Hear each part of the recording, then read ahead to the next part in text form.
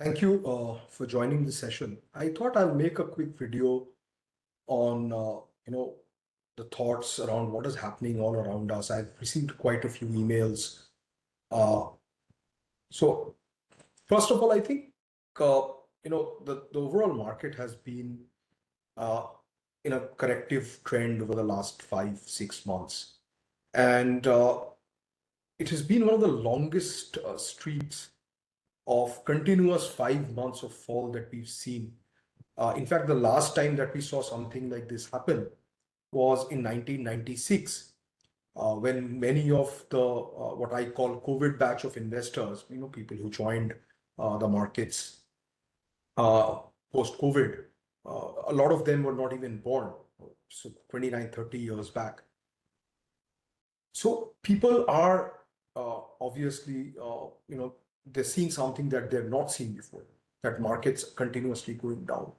But if you pause for a moment and think that that is the nature of markets, right? Equity markets by nature go up and down. It is not a linear movement kind of a market. It is a volatile market, and this is the feature of the market, is not a bug, right? And all around us, see a lot of talk about valuations were frothy and this and that, and now valuations becoming cheaper, etc., etc.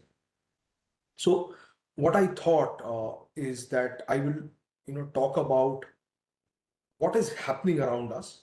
I think I will not repeat the news flow that is happening. Obviously, I think most of you are already aware of what is happening from a news perspective.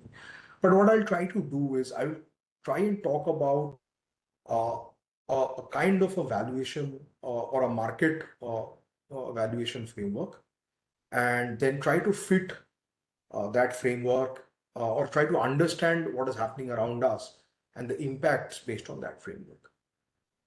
So first of all, let's understand how, when we talk about valuations, whether it's for a company or whether it's for a sector or whether it's for the overall market, what do we typically mean by valuations?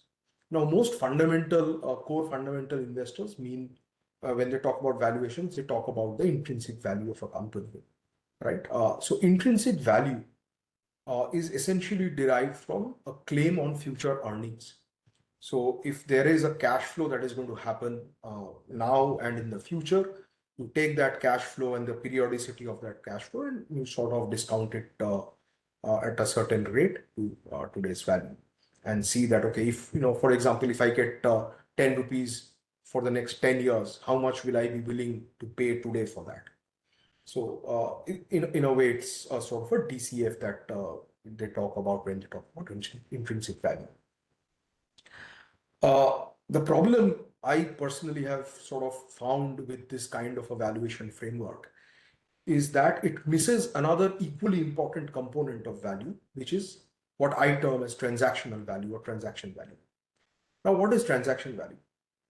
Other than intrinsic value, which is derived from cash flows, there is a value based on demand and supply and based on liquidity. Now, let me explain. So let's think of, say, Mona Lisa, the painting, right? It has no cash flow associated with it. It has been, if I buy it today and if I put it up on the, on my home wall, and it is there for the next 200 years, I will not get a single rupee out of it, right? There's no cash flow. Does it mean that it has zero value? Because intrinsic value DCF calculations will tell you that it has no value because there's no cash flow. Obviously not, right? That is obviously incorrect. There is a huge amount. I mean, a Mona Lisa is worth millions. Where is that value coming from? That value is coming from the willingness of other people to pay for it, right? People could be willing to pay for it because of various reasons. It could be because of scarcity. It could be because of it's, it looks beautiful, whatnot, right? I mean, so essentially, transaction value is basically something. I mean, it's the same for gold. It's the same for Bitcoin, right? There is, if you have a 1 kg of gold and you have kept it, say, from uh, the last 500 years, uh, it generates no capital or no cash flow for you. But is it worthless? Obviously not, right? So the point here is uh, transaction value also is as important as the intrinsic value, and that is why, when you think of it, that explains a lot of anomalies in the market. If you will find a lot of stocks which seem to be, quote unquote, overvalued or high PE, and it remains high PE for a very long period of time, sometimes decades, right? It continues to be at a very high PE. And the reason for that is that other than the intrinsic value, there is a transaction value for it. There are more people who are willing to pay more and more for it.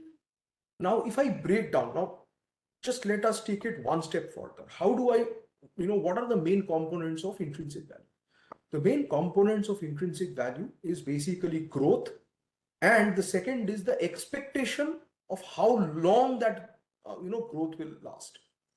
So the expectation of the longevity of that. So these are the two fundamental components of intrinsic value. Obviously, discount rate, etc., is also there, but the two main components for intrinsic value is growth and expectation.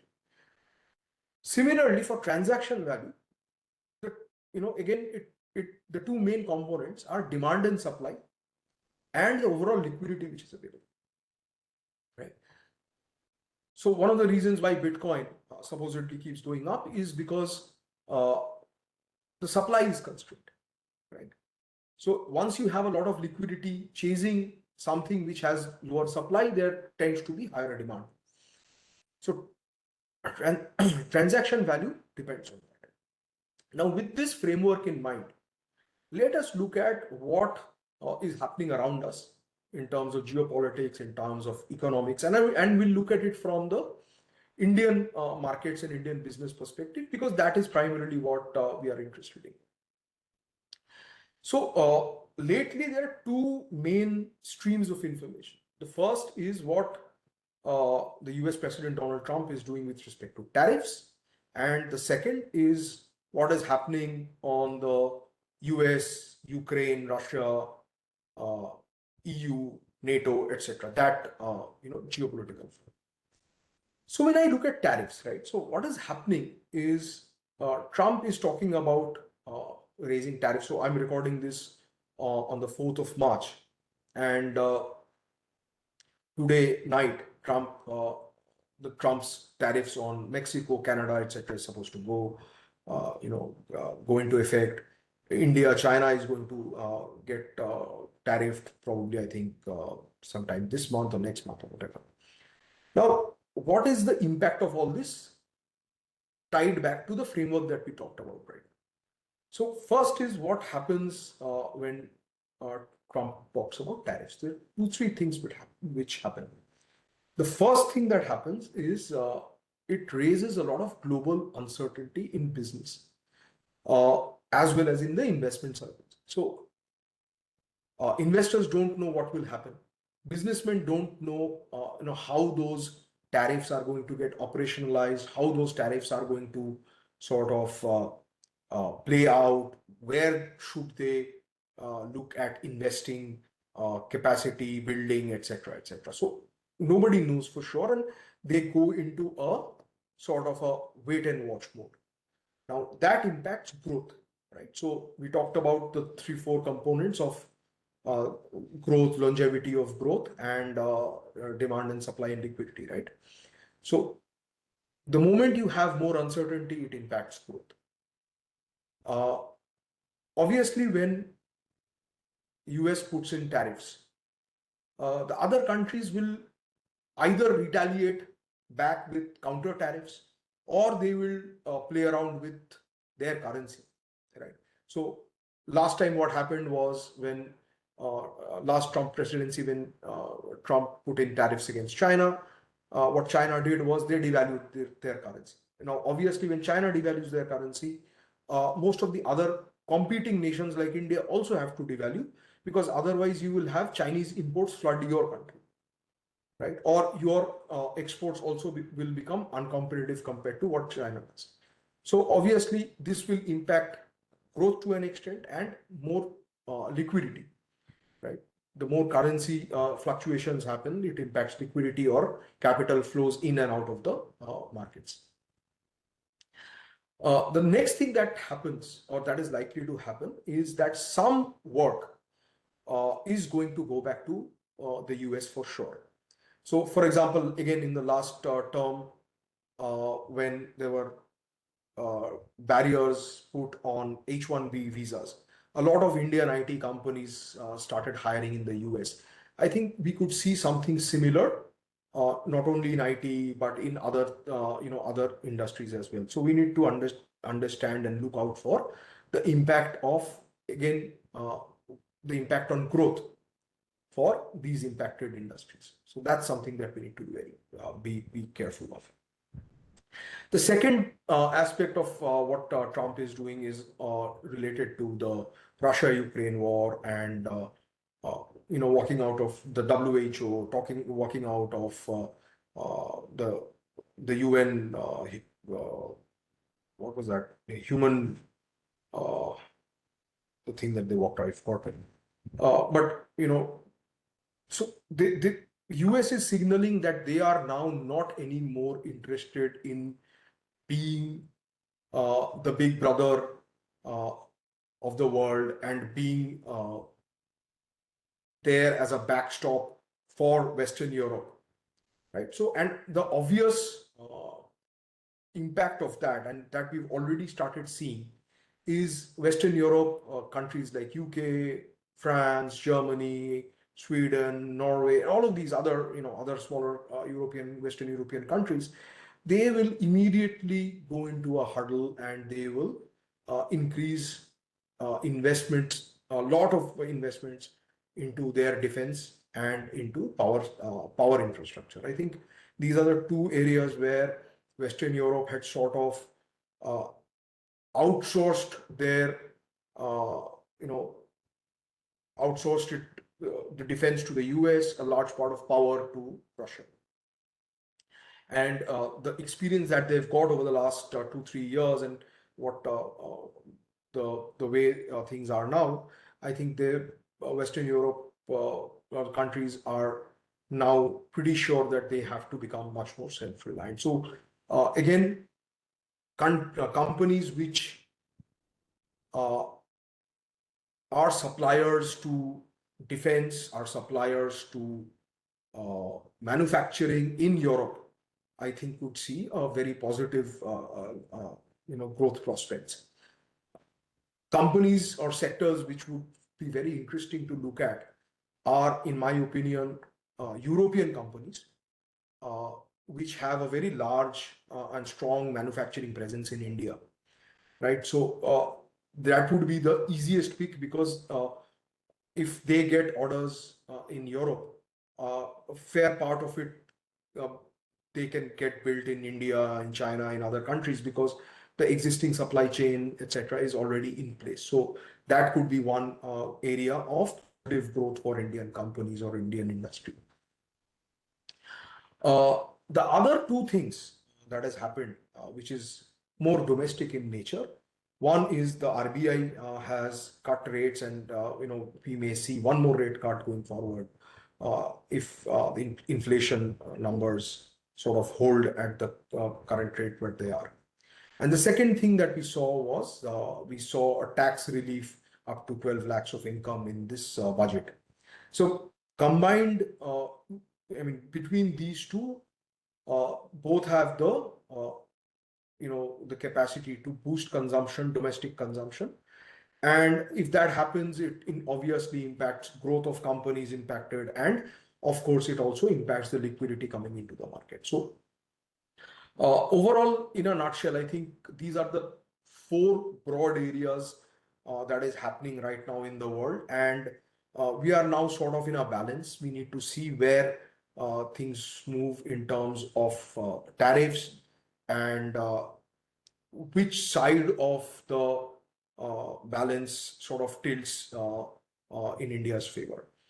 The main things that we need to keep monitoring, I think, is the quantum and nature of tariffs on India, and not only on India, but other competing countries like China, Vietnam, etc. Uh, what I've been reading across globally is that US is sort of talking to Japan to increase investments in India because the last time that US put tariffs on China, what literally happened was Chinese companies went to Mexico, went to uh, Vietnam, etc., and sort of it's the same supply chains, the same Chinese companies were supplying back just from a different location.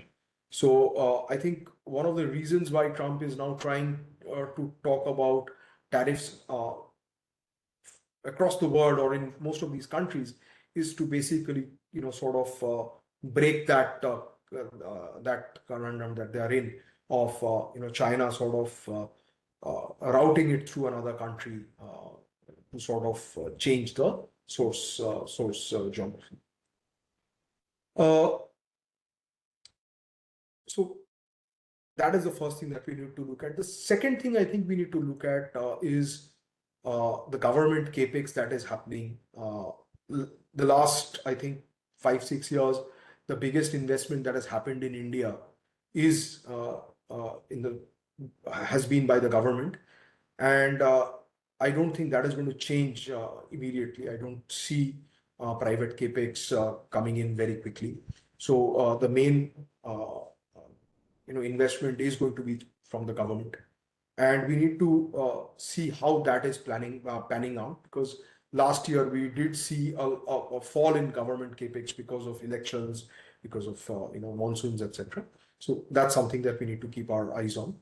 And thirdly, I think we need to sort of keep looking at GST, because it's a month-on-month number, and we can get a pulse of how uh, overall trade is happening in India from the way GST moves. So these are, I think, some things we need to look at. See, one thing we need to appreciate is that the world is changing uh, dramatically from the way we've seen it over the last 40, 50 years, maybe slightly longer, right? So post World War II, the world had seen globalization. We've seen the rise of manufacturing moving to a low-cost country like China.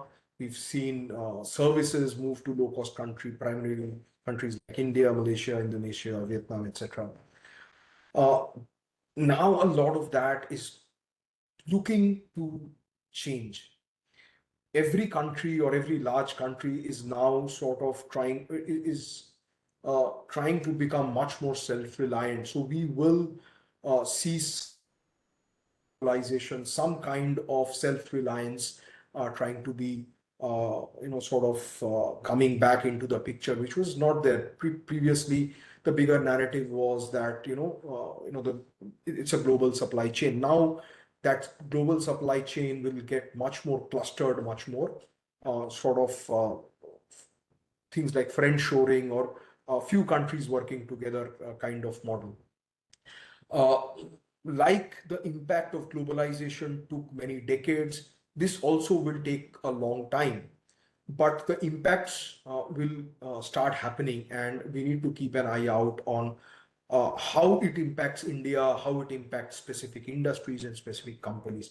So unless we have this framework at the back of our mind of this change happening, right, we will not be in a position to be on the lookout for that. So that's something which is, I think, pretty important.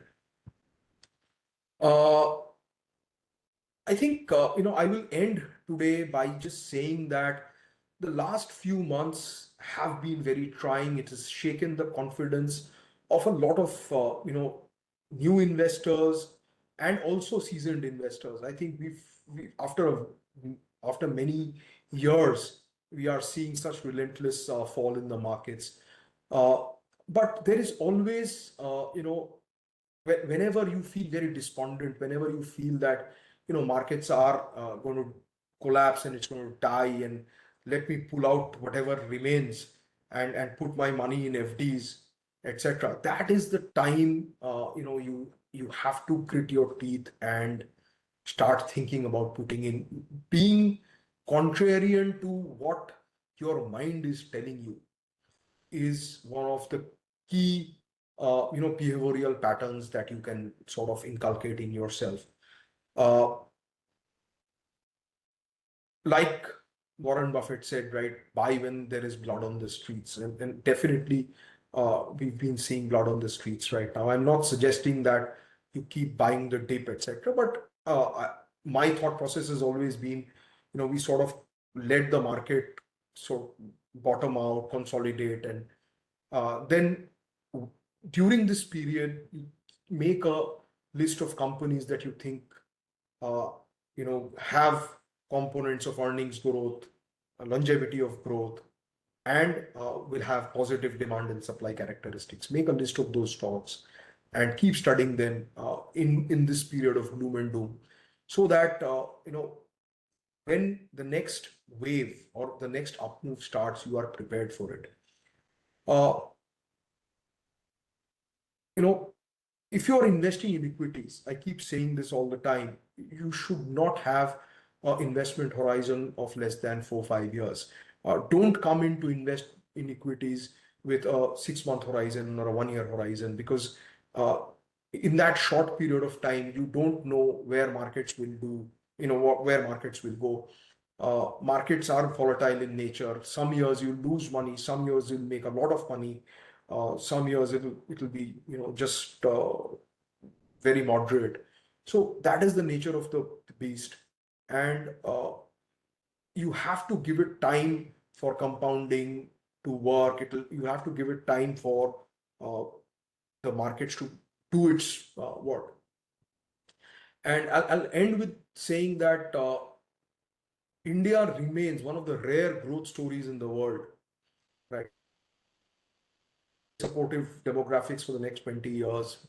Our businesses keep growing, our businesses are making money.